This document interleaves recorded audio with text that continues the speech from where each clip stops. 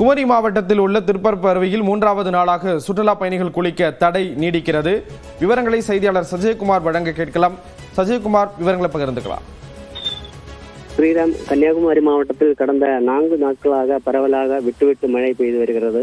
குறிப்பாக அணைகளில் நீர்பிடிப்பு பகுதிகளில் தொடர்ந்து மழை பெய்து வருவதால் பிரதான அணையான பேச்சிப்பாறை அணையானது 48 அடி கொள்ளளவு கொண்ட அணை இந்திய நிலவரப்படி 44.12 அடியை எட்டியிருக்கிறது.